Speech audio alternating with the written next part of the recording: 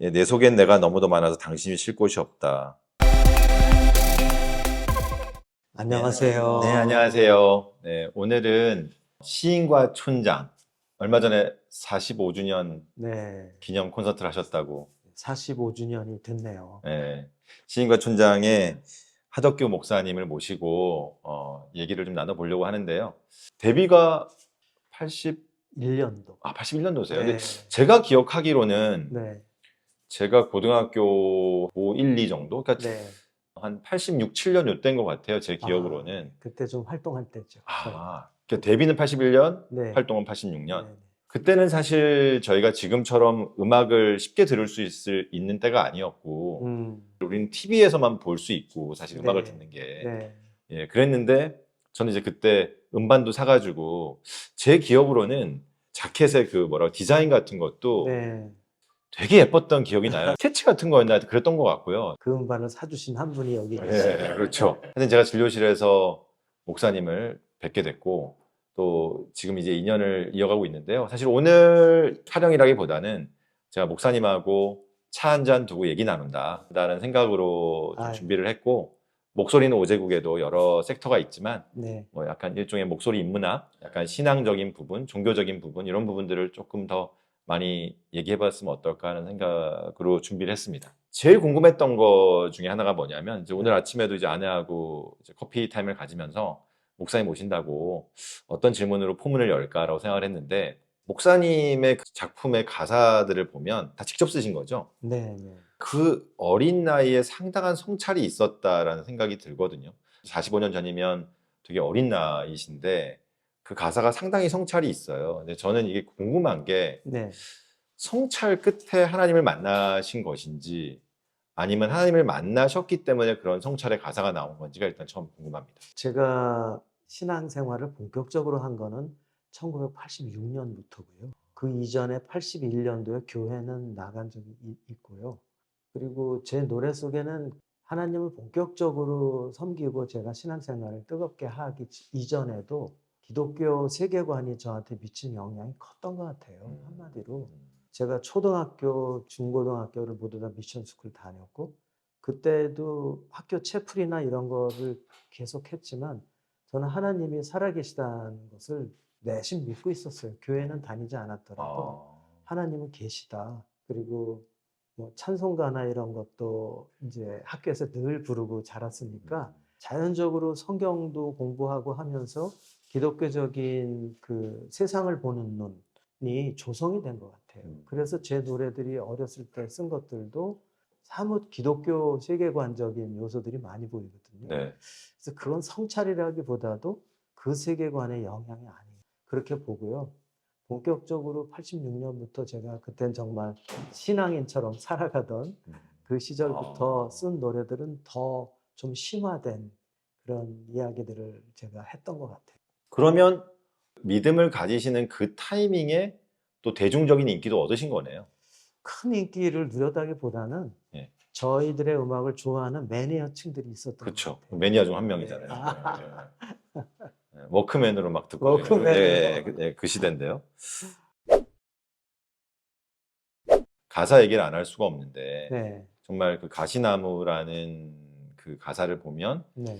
기독교적인 어떤 아까 말씀드린 사고가 투영되어 있지 않나라는 네. 생각을 많이 했고 맞습니다. 그런 질문들을 많이 했었거든요, 사람들은요. 네, 맞습니다. 그 노래는 제가 예수님을 이제 좀 극적으로 영접하고, 그 전에 교회는 다녔지만 하나님과의 관계가 없었었어요. 그냥 종교인으로서 다닌 것 같고, 하나님과 인격적인 관계를 맺고, 그분과 이제 치열하게 기도를 통해서 하나님을 구하고, 또 저의 그동안 지난 시절의 아픔이나 또 이런 방황이나 이런 것들이 완전히 그분 안에서 이제 닻을 내렸잖아요. 그래서 그분과의 본격적인 교제가 시작되고 나서 첫 번째 곡이에요. 그럼 그러니까 정말로 예, 그런 게 네, 녹아져 있는 거네요. 네, 조성모님께서 네. 또 리메이크를 하면서 많이 더 알려졌는데 나 속엔 내가 너무 또 많아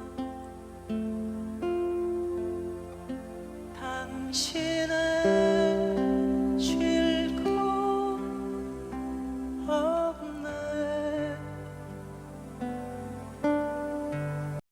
예, 내 속엔 내가 너무도 많아서 당신이 쉴 곳이 없다. 이제 이런 가사가 정말 유명하고 시인과 촌장이란 게 딱 맞다. 이게 전공은 미술 네, 전공 쪽이신데 미술에서. 글을 쓰시는데 관심이 있거나 재능이 많이 있으셨던 거죠, 이게? 재능은 제가 별로 없었던 것 같은데 제가 고등학교 때부터 독서를 좀 했어요. 책을 좋아했고 이제 대학 들어가고 이제 음악을 시작하기 그 직전까지도 사실 문학에 이렇게 심취하던 청년이었어요.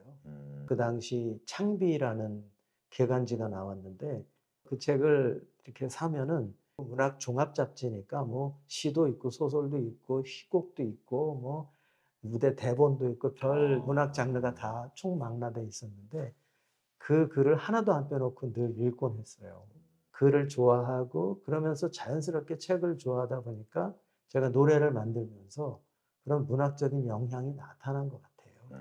특별한 재능보다는 책을 좀 읽은 것이 저에게 영향을 줬고 가사에 대해서 제가 영향받은 분들 그런 선배들이 꽤 있죠. 조동진 선배나 네. 또 김민기 선배, 예. 정태춘 선배. 그 외에도 저는 음악을 이렇게 한쪽만 깊이 있게 듣기보다는 다양하게 많이 듣고 주로 좀 노랫말이 좋고 노랫말이 좀 삶에 대해서 질문하고 유행가라는 건 남녀간의 사랑 주제를 다루잖아요. 저도 그런 노래들을 초창기에 좀 돈 벌려고 쓴 적이 있었는데 아. 그런데 이후에 제가 조금 가치관의 변화가 음악인으로서 변화가 오게 되면서 그런 선배들의 영향이나 그리고 인생에 대해서 보이지 않는 이면을 좀 보려고 하는 그런 노랫말들을 제가 좋아하게 되고 또 제 나름대로 그런 걸 써보려고 많이 애를 썼던 것 같아요.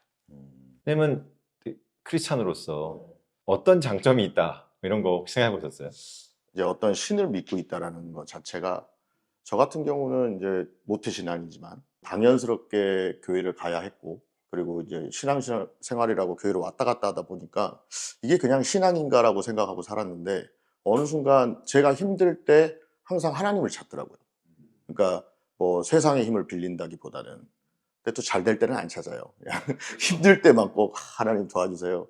그렇게 항상 했었는데 기도를 하고 뭐 고백을 하고 뭐 이렇게 했었는데 어느 순간 이제 교회를 다니면서 교회에 계신 분들한테 상처를 받다 보니까 마음이 너무 힘들더라고요. 그래서 그때 제가 교회를 한 5년 정도를 안 나갔던 것 같아요. 그렇게 되고 있던 찰나에 이제 목사님을 만나가지고 후배 가수분 그 소양이라는 분 이야기를 해주시면서 그분이 정말 쾌활하고 너무 멋지신 분인데 하나님한테 그런 질문을 했다는 거예요. 도대체 하나님 꿈은 뭐예요? 라고 물어봤더니 하나님이 응답을 주신 게 너와 함께 하는 거란다라는 그런 말씀을 딱 듣고 난 다음에 저한테 너무 감동이 돼요. 그날 제가 그 눈물이 막 쏟아지는데 참느라고 진짜 혼났거든요. 그래서 왜 한 번도 그런 걸 물어본 적도 없고 고민해 본 적도 없고 그냥 내가 아픈 거, 내가 힘든 거 왜 내 것만 달라고 자꾸 했을까? 어렸을 때부터 그렇게 하나님이라는 존재를 믿고 살고 힘들 때마다 찾았음에도 불구하고 그런 생각이 들면서 그때부터 다시 기도도 해보고 그리고 신앙생활도 꼭 교회 가서 예배를 드리려고 노력도 해보고 성가대도 다시 시작하고 뭐 그러면서 지금까지 오고 있는데 조금 마음이 편해진 것 같아요. 우리의 마음을 하나님 누구보다 아시잖아요. 상처도 아시고 깊은 곳에 사람은 못 보는 아픔들도 다 아시는데 하나님께서는 부모와 같아서 그런 걸 다 그분 앞에 토해내고 그래 나에게 말해봐라. 나에게 네 아픔을 말해. 근데 이렇게 제가 도움을 드린지 전혀 몰랐어요. 그냥 대화만 좀 나눴고 오히려 선생님한테 제가 보아소에 와서 제가 이 발성 치료를 안 받았으면 노래 못할 뻔했잖아요. 그때. 그래서 그 치료가 저에게 얼마나 큰 도움을 줬는지 몰라요. 그건 또 제가 디테일하게 말씀을 못 드렸어요. 잘 못 만나가지고. 기본적으로 이제 기독교에서 강조하는 거는 감사라는 포인트 하나 하고 네. 회개라는 포인트가 있는 것 같아요. 결국은 다 우리가 무엇을 해야 되냐면 성찰을 한번 해봐야 돼요.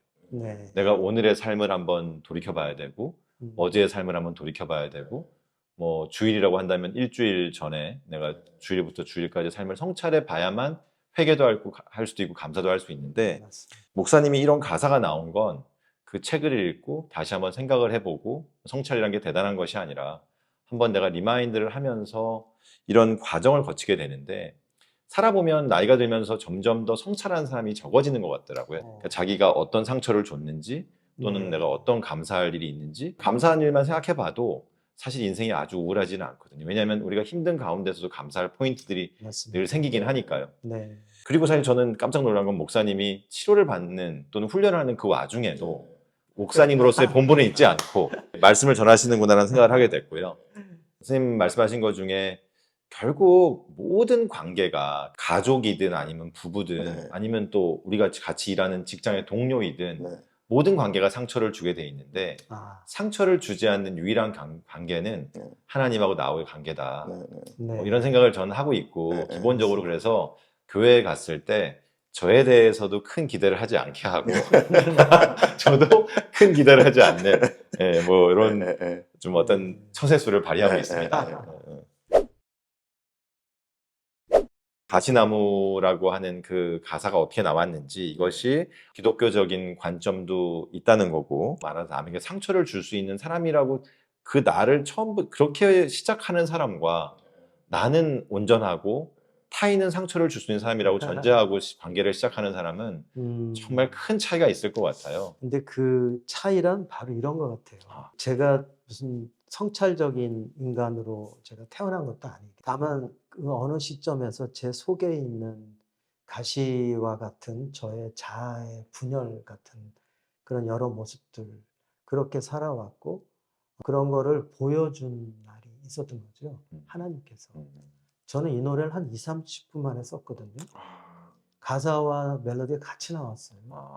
이거는 그 시점이 제가 한 몇 달 동안 제 속에 있는 이 어떤 추함들, 하나님을 믿으면 좀 더 거룩해져야 할 텐데 날이 가면 갈수록 저의 더러움이 더 많이 보여요.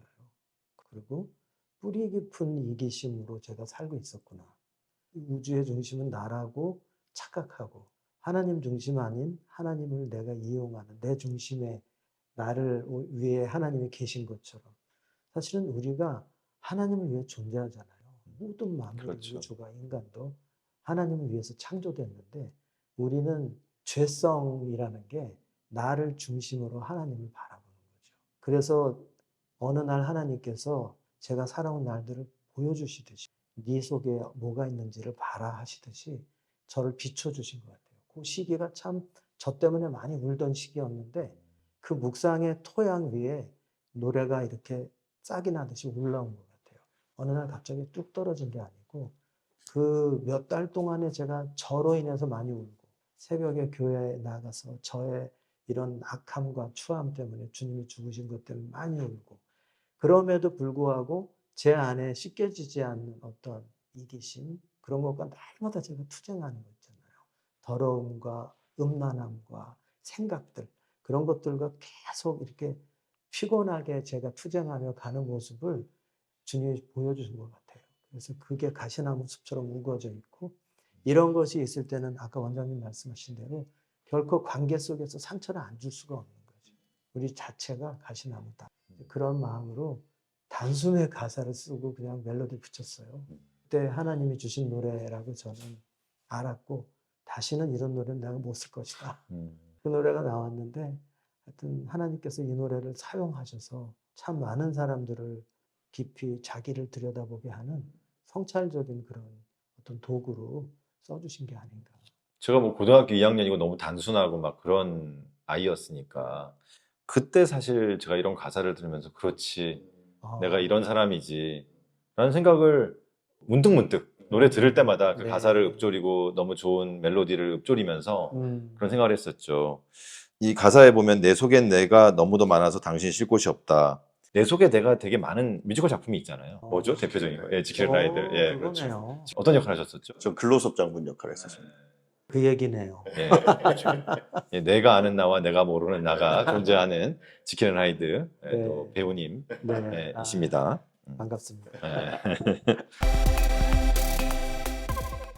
목소리는 오자국